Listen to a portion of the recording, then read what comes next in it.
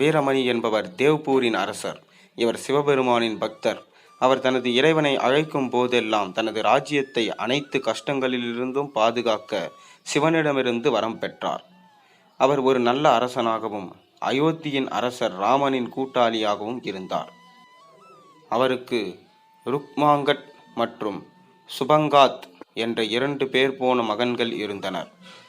மன்னர் ராமர் அஸ்வமேத யாகத்தை நடத்தினார். அங்கு அயோத்தியின் அரச சின்னத்தை சுமந்த வெள்ளை குதிரை நாடு முழுவதும் பயணிக்கும். மன்னன் ராமனின் இறையாண்மையை ஏற்றுக்கொண்ட அனைவரும் குதிரையை தங்கள் ராஜ்யத்தை தடையின்றி கடந்து செல்ல அனுமதித்தனர். குதிரை கடந்து செல்வதை சவால் செய்பவர்கள் அதை தொடர்ந்து வந்த இராணுவத்தால் ஒரு போருக்கு சவால் விடுத்தார்கள். அயோத்தியின் இந்த துணை இராணுவம் மன்னரின் தம்பியான இளவரசர் சத்ருகனால் வழிநடத்தப்பட்டது. தேவ்பூரின் இளவரசர் ருக்மாங்கட் மற்றும் இளவரசர் சுபங்காட் ஆகியோரின் கம்பீரமான குதிரையை விரும்பி அழைத்து கைப்பற்றினார். இது தேவ்பூர் ராஜ்யத்தை அயோத்தியின் இராணுவத்துடன் போருக்கு கொண்டு வந்தது. அயோத்தியின் அஸ்வமேத குதிரையான இது தன் மகன்களின் அக்கிரமத்தை அறிந்த வீரமணி மன்னன் தன் ராஜ்யத்திற்கு வந்த துர்திருஷ்டத்தை உடனடியாக புரிந்து கொண்டான்.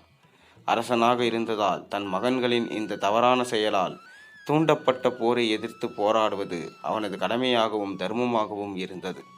போரில் அயோத்தியின் இராணுவம் தேவ்பூர் இராணுவத்தை விரைவாக அழித்தது. தோல்வியை உணர்ந்த மன்னன் வீரமணி சிவபெருமானின் பாதுகாப்பை நாடினார்.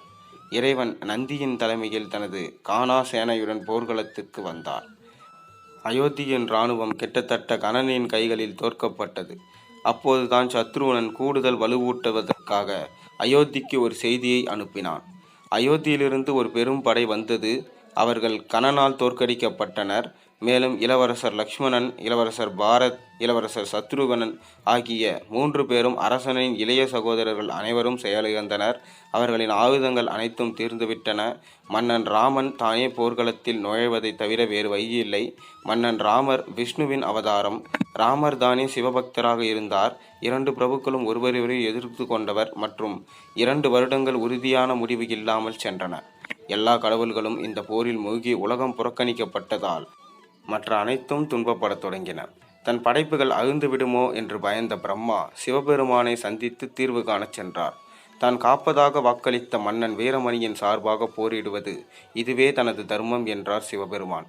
அவர் ஒரு வழியை பரிந்துரைத்தார். சிவபெருமானின் பசுபதி அஸ்திரத்தை விஸ்வாமித்திரர் என்ற ரிஷியின் வரமாக ராமர் பெற்றுள்ளார். இந்த ஆயுதம் ஒருமுறை பயன்படுத்தப்பட்டால் அனைத்து படைப்புகளையும் அழிக்க முடியும் மற்றும் எதுவும் தோற்கடிக்கப்படாது. ராமர் அந்த ஆயுதத்தை பயன்படுத்துவதற்கு முன்பு சிவபெருமானி தனது மரியாதையை பிரார்த்தனை செய்தார். அதை தூண்டினார். அதை சிவன் மீது பயன்படுத்தினார். சிவபெருமான் அதை தன்னுள் உள்வாங்கிக் கொண்டு தோற்று நின்றார். இதனால் போர் முடிவுக்கு வந்தது. ராமரின் வெற்றியால் மகிழ்ச்சியடைந்த சிவபெருமான் ஒரு வரம் கேட்டார். அயோத்தி மற்றும் தேவ்பூரில் இருந்து இறந்த வீரர்கள் அனைவரும் மீண்டும் உயிர் பெற்றனர். மன்னன் வீரமணி தோற்கடிக்கப்பட்டு தன் மகன்கள் கைப்பற்றிய அஸ்வமேத குதிரையை திருப்பி கொடுத்தான். மன்னன் ராமன் தேவலோக ராஜ்யத்தை மீண்டும் வீரமணியிடம் ஒப்படைத்து அவனை மீண்டும் அரசனாக அமர்த்தினான். நன்றி, வணக்கம். இது போன்ற ஒரு ஆன்மீக கதையோடு நாளை உங்களை சந்திக்கின்றேன். அதுவரை இந்த கதை உங்களுக்கு பிடித்திருந்தால் மறக்காமல் ஒரு லைக் பண்ணிவிட்டு சேனலுக்கு சப்ஸ்கிரைப் பண்ணிவிட்டு அப்படியே வீடியோவை ஷேர் பண்ணுங்கள்.